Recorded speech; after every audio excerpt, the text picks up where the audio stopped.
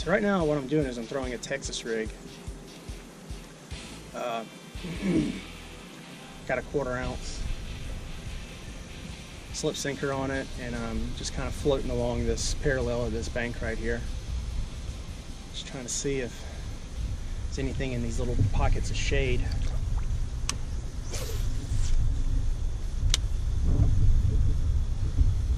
So pretty much when you fish a Texas rig, you want to throw it out, let it sink all the way to the bottom, and then just bump it. I like to do like a little tap, work it a little bit up, but some people just go and they just lift and let it fall. Lift and let it fall. But what you don't want to do is you don't want to bring it in with the reel. You want to bring it in with the rod. So you want to let the rod do the work. So you want to reel down and then bump it up. My dad taught me how to fish like this when I was little, and it's probably it's definitely in my top 3 favorite ways to fish. I think it would be a frog, plastic, and then probably a spinnerbait. Definitely want to thank Angler Pros for getting me set up with hook fishing. Tell you what, man, these shirts are fantastic. If you don't have any, I'd recommend getting them. I'm out here, it's 95 degrees outside right now, and I'm comfortable as can be. There's a little bit of breeze in the air. Since I started perspiring, it just kind of turned my shirt into like an air conditioner, which is nice.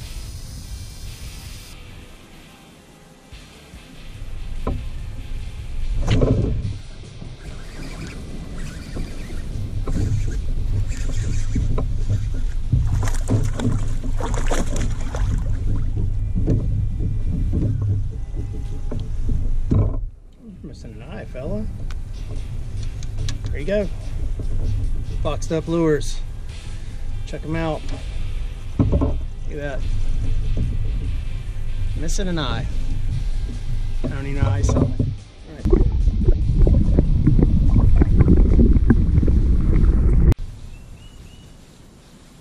So there's a couple ways to do this.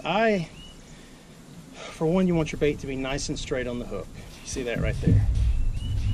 Nice, straight. That way it keeps it from twisting on your line. I use an Albright knot and connect it to braid.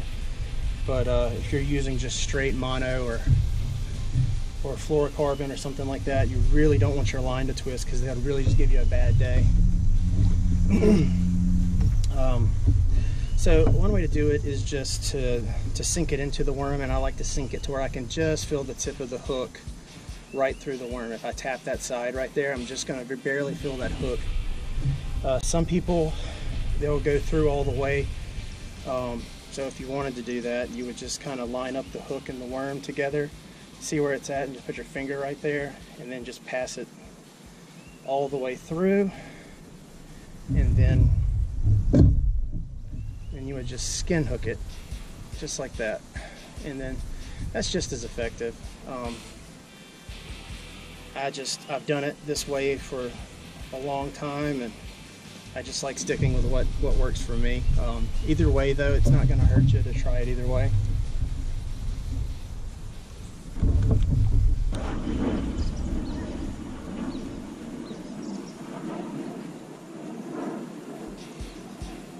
There he is.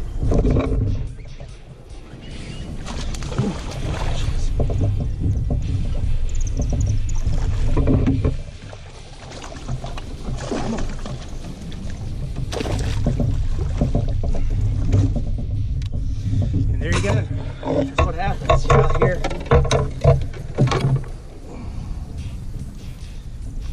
flipping some plastics, and you catch nice fish, just like this one right here. Hooked him perfect too, right in the top of the mouth. So there you go, guys.